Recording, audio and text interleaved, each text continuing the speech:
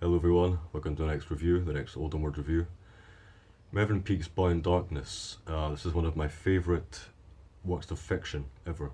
It's phenomenal. It's written by Mervyn Peake, so that's no surprise there. Gormenghast is in my top three, perhaps my top three novels of all time. It's in certain occasions, certain mindsets, certain moods. It's my favourite book, Gormenghast in particular, the second book in the Gormenghast trilogy.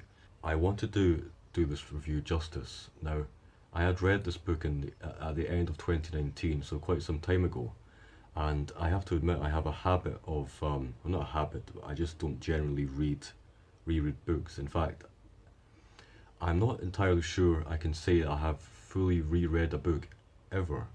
It does seem strange to say that, however, I'm one of these people that I feel like I'm not making progress unless I'm reading a new work of fiction or non-fiction. Also, just generally because for various reasons, it's sometimes difficult for me to read. I don't really want to invest the time in reading something that I've already read, to go through the whole process of reading. I wish, obviously, I do these reviews, I read excerpts and whatnot, and some might say that doing a full review on a book is better than fully rereading it. I'm at least analysing it, but I don't tend to reread books at all, really. So this was actually the first time I ever sat down to reread a book. This is quite an obscure work. It's difficult to obtain, so I managed to find a PDF of it, and I just read it on my laptop in a sitting. I think it's about 65 pages or so. So I'm going to preface this review by saying that this is going to be a spoiler review. I'm going to go into some detail about the story, the characters, and it's also going to be heavy on excerpts this time, because it's one of those types of books one of those types of works of fiction that it's not so much about I guess it's because it's Mervyn Peake, it's not so much about the plot details and the meaning of the thing, it's fully to do with the prose and whatnot, so I have quite a long list of excerpts I want to go through as well. So, just to begin, I've got my laptop here. It's the only way to read it, and I will be looking down quite a bit for this review, so forgive me for that. But I'm just going to quickly read this introduction here. Upon publication of the work in 1956, a Glasgow Herald reviewer called it completely hair-raising. Edwin Morgan referred to Boy in Darkness as a very different piece, a nouvelle, a sinister epic incident, a reflection in miniature of Titus Groan and Gormenghast. The story is one of Mervyn Peake's last prose works. After this, he wrote only Titus Alone, and I think we know what my opinion of Titus Alone is, unfortunately, in 1959. By the time it was published, dementia had made writing almost impossible for Peake, although he continued to draw intermittently for several more years. So this is a strange artifact, strange work. It's detached from the Gormenghast setting in a way. It feels very distinct. It's a strange one. I could almost say that in fact, you can read this novella standalone. It doesn't really pertain to Gormenghast at all, really, aside from the fact that there's this boy who, I will say now, he wants to escape the castle Gormenghast. And aside from that, there is not much to say about any of the characters that we know and love. If you're familiar with Gormenghast, Sepulcrave, Flay, Steerpike, etc., Sourdust, Barkentine, all those characters that we appreciate. It's very much, it's almost like a dreamlike incident in the life of Titus, who is a 14-year-old young teenager in this book, in this novella. Titus is an interesting thing here, actually. It's not, aside from a few mentions of the name Titus, you could read this thinking that it is not at all about Gormenghast. Gormenghast is not mentioned, I believe, the castle itself and the surrounding area. And the name Titus there's only a few instances, or a handful of instances of the name Titus. He's referred to as just the boy, so you can read it standalone. And I'll go into more reasons why you can read it standalone in a little bit later on. So, as I say, this review is going to be... I'm going to give a lot of spoilers for this review, unfortunately. With that in mind, I want to just give a couple of sentences about why you should read this book. If you are vaguely aware of Gormenghast and who Mervyn Peake is and the quality of his prose, I would suggest giving Boy in Darkness a go. It's fantastic. I will say that it's simply about this boy who is he wants to escape this castle, this grand, somber, labyrinthine castle, and escape all these meaningless customs and rituals.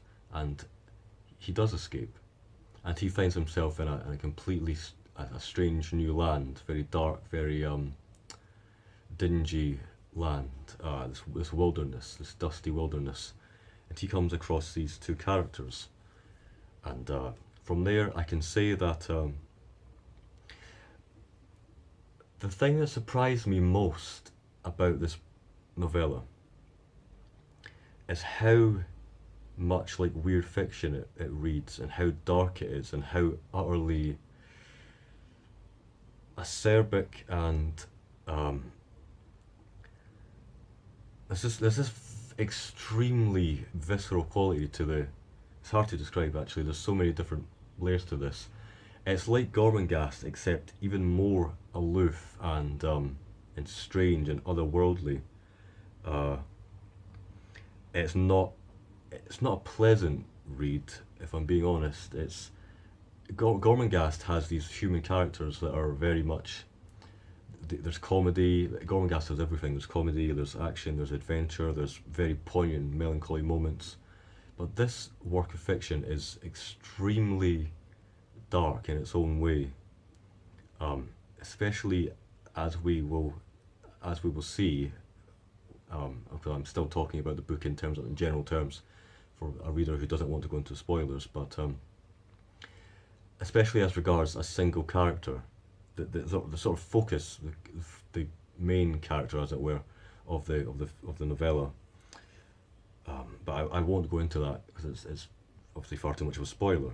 I will say that if you're a fan of Dunsany, his Pagan mythology, Lovecraft, even things like Cuban's The Other Side, all sorts of weird fiction, probably Myville as well. I've not read him, but probably Myville as well. All these different weird and dark. Gothelf's The Black Spider. It's very much like that in a sense, in certain ways. To me, the way it sounds, the way the prose reads.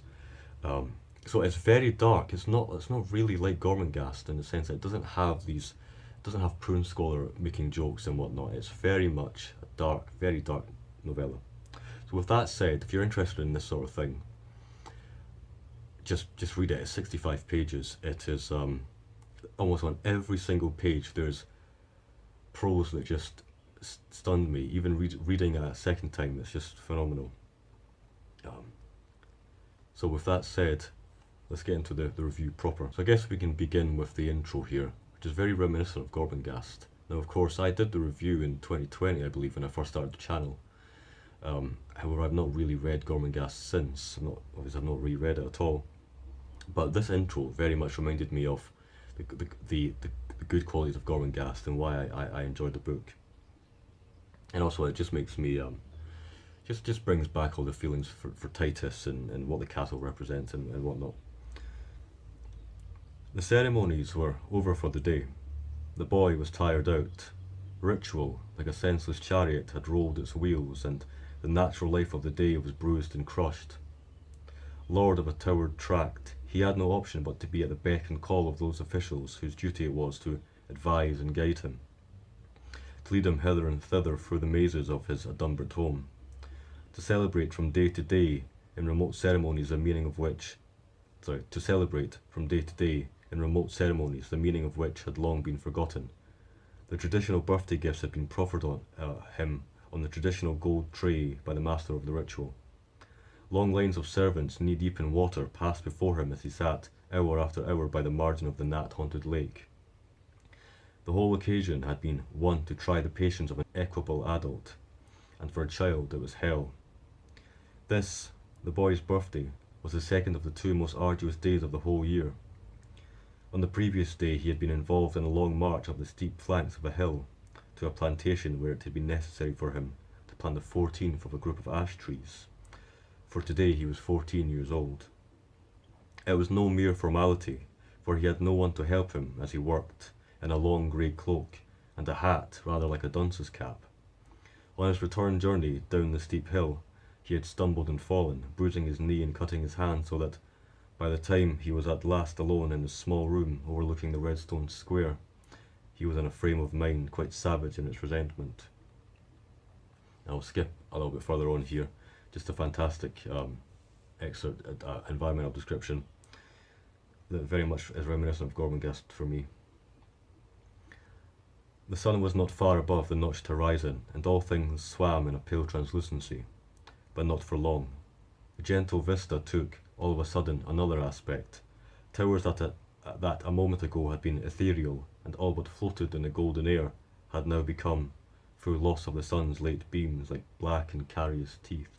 So one of the very first images that this book conjures for me when I remember it, when I think back to it, and this novella is all about that for me. It's all about these specific images. It's such an image-dense work. Is an encounter with dogs. This really describes just how dark and strange and nightmarish this book is. So Titus finds himself at a river, this slow, sluggish river, and he suddenly turns around and there are these dogs. And I'll just read this. But he was not free of the dogs who, leaping into the water, surrounded him, so that a great flotilla of canine heads bobbed up and down in the moon-glazed water, their ears pointed, their fangs bright in the light of the moon. But it was their eyes that were appalling, for they were that kind of bright and acid yellow that allowed no other colour alongside, and, if a colour can have any moral value, was ineradicably wicked. Something about these sort of, I imagine them as sort of greyhounds, sort of bobbing along in the water as Titus, as a boy, crosses this sluggish river with bright and acid yellow eyes. It's fantastic. So where things really depart from Titus Groan, the first book, and Gormenghast, the second book in the trilogy, and where it's almost like a strange hybrid between those two first books and Titus Alone, the second book, the third book in the trilogy, the work that I'm not too fond of for various reasons. And because Titus Alone, the third book, dwells on animal imagery. The characters are even called things like cheetah, for example. It's a strange work of fiction, I won't go into it, but this novella feels like what I wanted Titus Alone to be, because if you're aware of Titus Alone, Titus escapes from Gormenghast and he has these adventures in this strange sci-fi city, and there are sort of animal cars and whatnot, and there's characters called cheetah, and there's a zoo, and there's strange, weird surveillance spy orbs. I don't know what that work is about, really. It's an odd one. Anyway, got off track there. So it's a strange hybrid between the first two books, and the realm in which Titus Alone operates, because Titus meets his first character. We meet our first character, Goat. He's simply called Goat, or the Goat. He's a strange hybrid of a man and a goat who he has this elongated face. He has shoes that have a cleft in them. He has this great shaggy hair which he constantly itches. Great descriptions of that.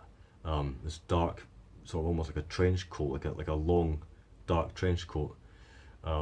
So there are certain sections in Boy in Darkness that have always sort of stuck with me, and this is one of them, concerning the goat's description.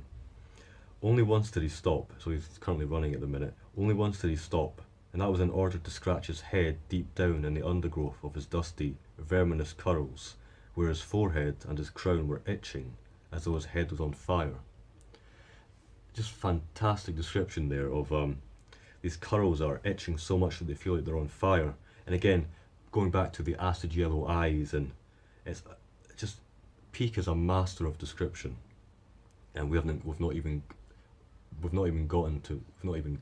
approached what makes this novella so fantastic to read. So Titus has been travelling for a very long time. Of course, he's tired. He needs food and water, and he collapses. And the goat lifts him up on his shoulder and takes him away. Where did he take him to? Well, we get our first glimpse of where we might be headed. So I'll just read this passage here. Get our first real glimpse of what this novella is going to be like. So the goat is whispering to himself as he lifts Titus on his shoulder and runs in this strange goat-like sideways way across the plain, across the wasteland, this dusty wasteland.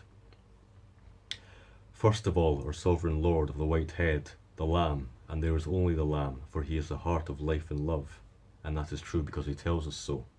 So first of all I call to him through darkness to be received, and I will be rewarded, it may be, by the soft vice in his voice, and that is true because he told me so, and it is very secret, and hyena must not know. So I've already talked about goat. Now the second character, there's very few characters in this novella. Hyena is the second character that we encounter, and our first real glimpse of hyena is he's watching the goat across the plain as goat is taking Titus across the plain. Fantastic description here, I'll just read it again. But there was a kind of menace all the same about hyena, a menace very different from the vague beastliness of the goat, less unctuous, less stupid, less dirty than the goat, but bloodier, crueler, and with a fiercer blood drive, and, for all the ease with which the goat had shouldered the boy, a bestial strength quite a different order. That clean white shirt, wide open at the front, disclosed a hinterland, black and rock-like. So, again, we're dealing with these strange hybrid animal-man creatures. The goat is very sycophantic and sort of cowardly, weak character, also quite devious and cunning in a way. And then this brute, this hyena, what I love about this is the remnants of manhood, I guess, or their personhood. This white shirt that he's wearing ripped open as he sort of turned into this hyena with a great mane.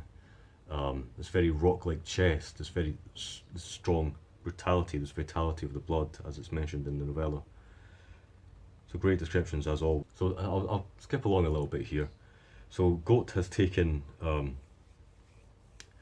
Titus into this clearing. Goat is not aware that hyena has been watching him and tracking him in a sense. And so all the characters converge into this one clearing. And really, here's where we get the first interaction between the different personalities of hyena and goat.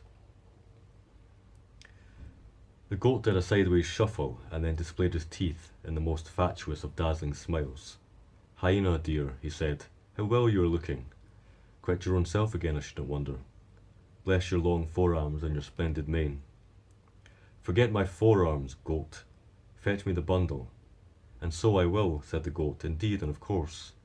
And the goat drew the swaves of his filthy jacket about him, as though he were cold, and sidled away to where the boy lay seemingly inert. Is he dead? Said hyena. If so, I'll crack your leg bone. He must be living when we take him there. So again, these two different characters. The Boy in Darkness is all about the prose and the imagery, but the characters are fantastic as well. And there's a great point that I noted when I was looking back at the section, where we feel like Titus, the boy, he has a sort of lord. I think of it as he has a sort of lord inside him. He is the son of Sepulchrave, as we know, and he has wits about him. He knows how to play the game, as it were. And so as Hyena and Go are arguing, Titus is pretending to play dead, and he wakes up and he fawns on them. He tries to get them to do his bidding. And I love the section here. And what a mane! How proud and arrogant are the hairs on it! With what a black torrential surge do they break through your snow-white shirt, Let it never be rearranged or altered in any way, this wrath of a mane, save to be calmed by moonlight when the owls are hunting. O splendid creature! And what a jaw for cracking! Indeed, you must be proud of the power in your tendons and the granite of your teeth. It's fantastic there. Titus really, this 14-year-old, this young teenager, has more to him than we might think. So, from this point on, the novella really comes into its own for me. This is why I'm doing this review. This is the lamb. I can't really get across just how well written and how the feeling that I got when first reading this novella back in the very end of 2019 is just it's unlike anything I've ever read before, and I'm not sure, it's unparalleled for me. I guess we'll get into it. And so there's this great, it almost feels like this sort of filmic sort of movement from the clearing towards this sort of strange wasteland with these mine shafts and strange iron structures, this cold shining metallic light, downwards through a mine shaft, down and down and down until we get to the residence of the Lamb, the vault, the chamber in which the Lamb pontificates, in which the Lamb hears all, sees all, and this is something out of weird fiction, I think. It's something out of Lovecraft. It's something very much darker than you might expect. I will just read this. I'll read this in its entirety. And all about it swam the darkness. It shifted to the flicker of the candle flames, for it was a great vault of solemn proportions, a place yawning with silence so that the movement of the little flames was almost like the sound of voices. But there were no animals, or insects, or birds, or even vegetation to make any noise. Nothing at all, except for the Lord of the Mines, Lord of the unworked galleries, and of a region deep in the body of the metal. He made no noise. He sat very softly and patiently in a high chair. The Lamb sat very upright, his white hands folded together in his lap. They were exquisite, like the hands of a child, for they were not only tiny, but plump. It was hard to believe in the primordial ages that lay beneath the down of those white hands. There they were, folded one about the other, as though they loved one another, neither gripping one another too passionately, for they were made to be bruised, nor touching one another too lightly, for fear of losing the sweet palpitation.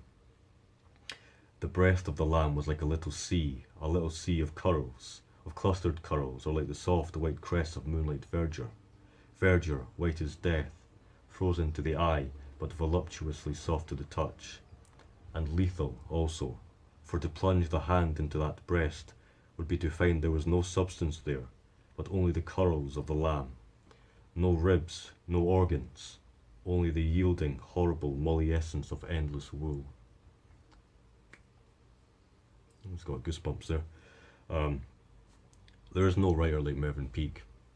Dunsany, Tolkien, all my favourite authors, I'm not entirely sure they can even approach the control, it makes me honestly just makes me feel bad, just for just how good it is, and I'll never be able to write like that. I don't think. It's fantastic. I will say that there is one negative to Boy in Darkness is that we do often spend quite some time in a particular place. We don't go back to the action for several pages here. We've obviously moved away from the clearing in which Titus, Hyena, and Goat are sort of travelling through, and we definitely, I think there's certain parts where it could be moved on a little bit quicker. Anyway, because we're dealing with the Lamb, it's still a pleasure to read. It's still such an experience to read. So I'll skip along a little bit here to where we're given a bit more detail about who these hybrid characters are, these strange hybrid man-animal characters, and the potential reason for why they might have been created. For it was a lamb's exquisite pleasure to debase, to work upon and transform in such a way that through terror and vile flattery subtly intertwined, his unwary victims one by one ceased to have a will of their own, but began to disintegrate not only morally but palpably. It was then that he exerted a pressure upon them of a hellish kind, for, having studied their varying types, the little white fingers fluttering here and there across the bony visages of many a trembling head, he began to will them into a state in which they longed to do what he wished them to do, and be what he wished them to be, so that by degrees the form and character of the beasts they had somewhat resembled began to strengthen, and little signs began to appear, such as a note in the voice that had never been there before, or a way of tossing the head like a stag, or lowering it like a hen when it runs to its food.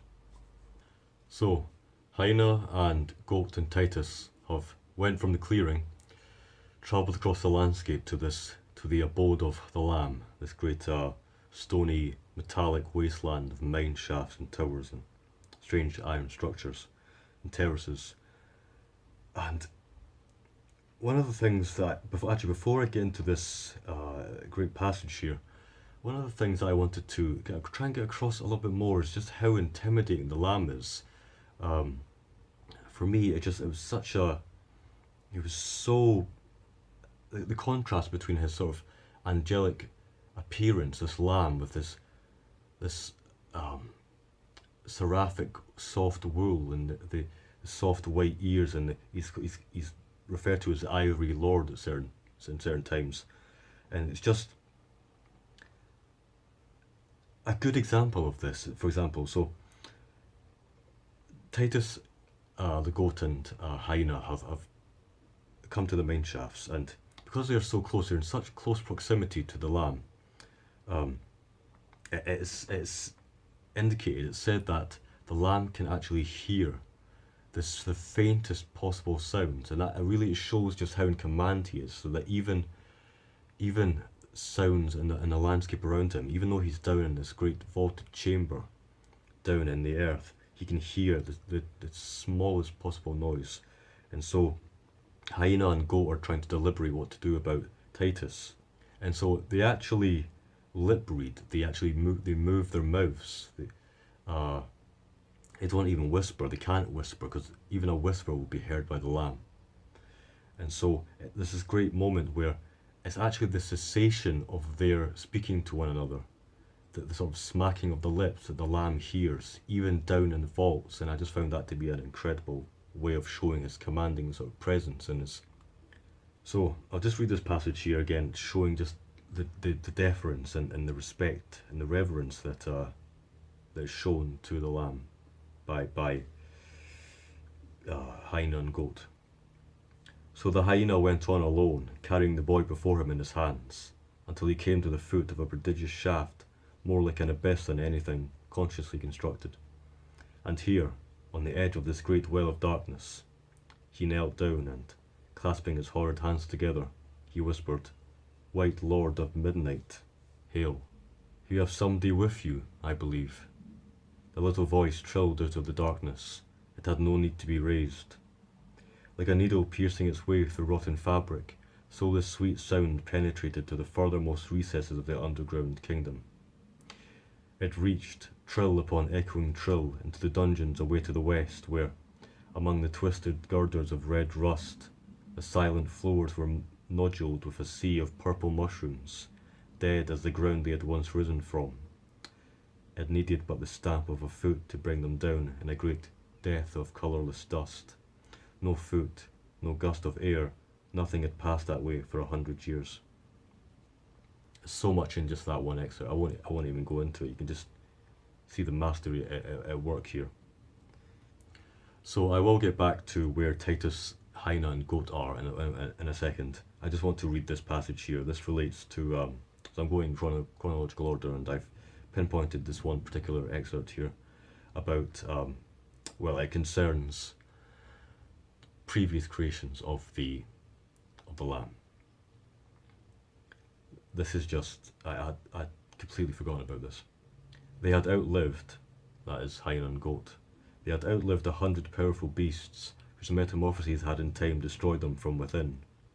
The lion, only an age ago, had collapsed in a mockery of power, bending his great head as he did so, the tears welling from the amber eyes, to thread their way down tracks of golden cheekbone.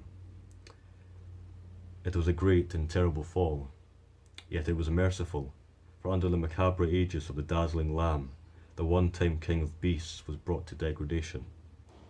And there is nothing more foul than the draining of the heart's blood, drop by drop, from the great golden cat. Collapsing with a roar, it had, so it seemed, dragged down the night, as though it were a curtain, and when the lanterns had been lit again there was nothing there, but a cloak, and a breastplate, and a dagger bright with stars, and floating away into the unutterable darknesses of the western vaults, the mane of the great half-beast, like an aura. So getting back to the story, we come into the sanctum of the Lamb. Hyena and goat present Titus to the Lamb, who intends to transmogrify Titus into the beast that is within. Step by step they drew nearer to the Lamb, until they came to the wall that surrounded the innermost sanctum, and when they were only a few feet away from the heavy curtains that formed the entrance, they heard a sound of bleating, so faint, so far away. It was like innocence, or a strain of love from the pastures of sweet April. That was a sound they knew, the goat and the hyena, and they shuddered, for it brought with it no more love than can be found in a vampire's tongue. Once I have run my finger down his brow, came the soft voice, and slid it down the profile to the chin, then take him from me, feed him and sleep him. I can smell his fatigue. If either or both of you lose him in the mines, continued the voice as sweet as honey and as light as birdsong, I will make you eat each other. There's actually, it's interesting, I've read a lot of weird fiction books. I'm not so much a fan of horror, but I've read a lot of weird fiction books, and none of those sort of come close to the genuine intimidation and fear that the Lamb provokes. It's actually difficult to describe just how well this character is portrayed. And so we draw to a close. Titus is fatigued. He's been examined by the Lamb, and then the hyena and goat to take him away to be fed and cleaned and for him to rest. And here we are privy to Titus's his wits, his cunning, as the two are sitting there on this mouldering couch, waiting for the boy to wake up.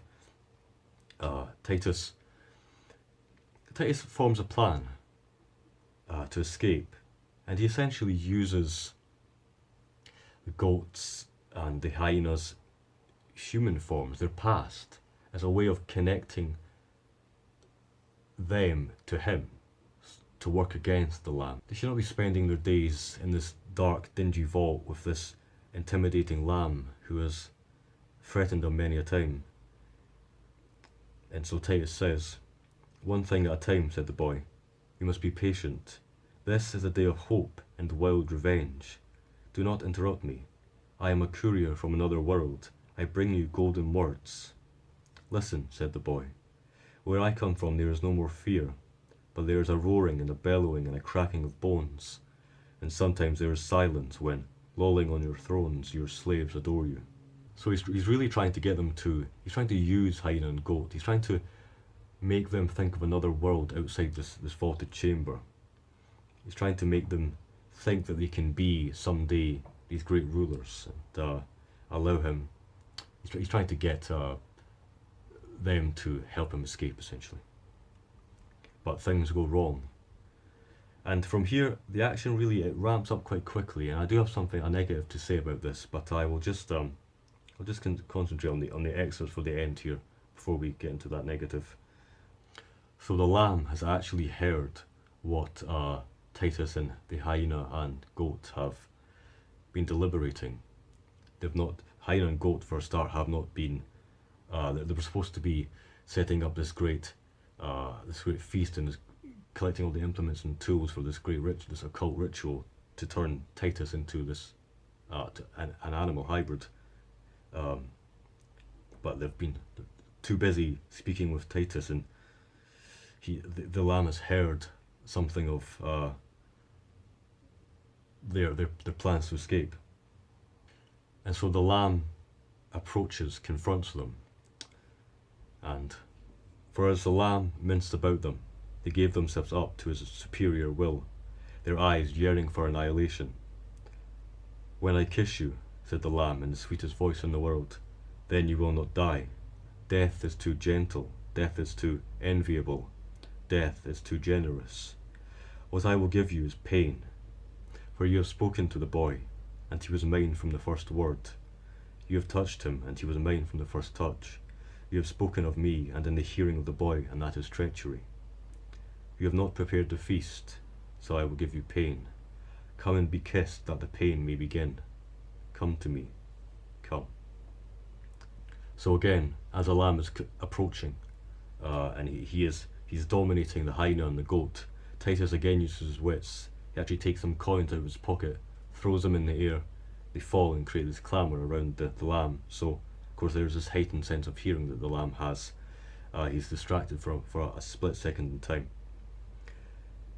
This was the only moment, the moment when all must be done before the resurge of evil. The clearing of the air brought with it, for one split second, the loosening of the adhesions in his legs and the vibrance to his full left arm. I should say here that Titus has been vaguely transformed. He's starting to transform in the presence of the lamb. So that he sprang forward with no sense of being retarded.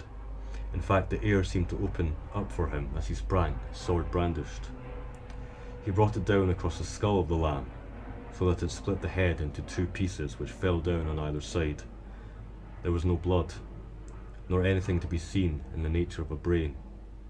The boy then slashed at the woolen body and at the arms, but it was the same as it had been with the head, a complete emptiness, devoid of bones and organs.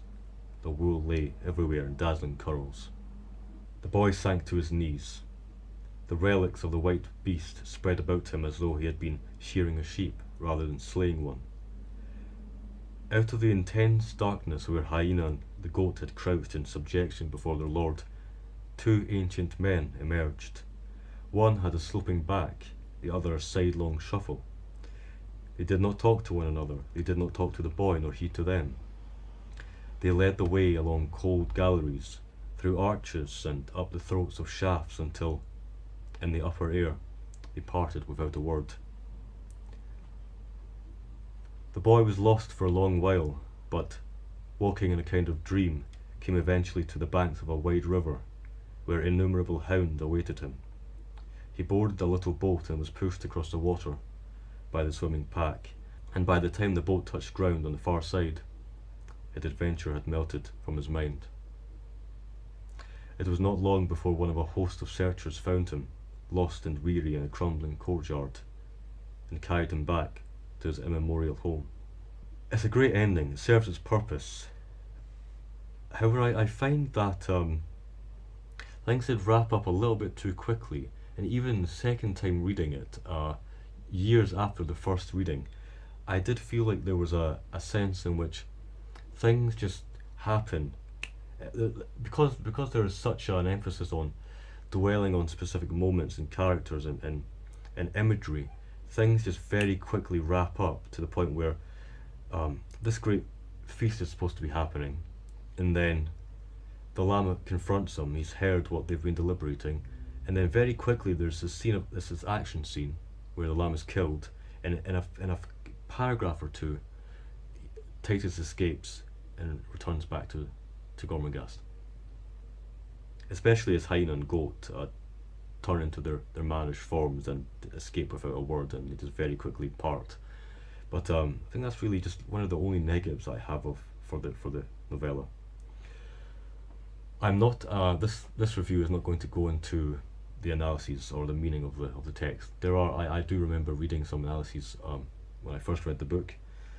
I'll prefer to leave it up to you as to what this novella means. I'm not entirely sure that it does have a meaning. There's of course there's reminiscences or indications of Christian imagery, of course, with the lamb and whatnot, this Lord. But I will leave it there. Obviously said quite a lot already, so I think I will leave it there. Again, I am a great admirer of Mervyn Peake's prose, and Boy in Darkness is really.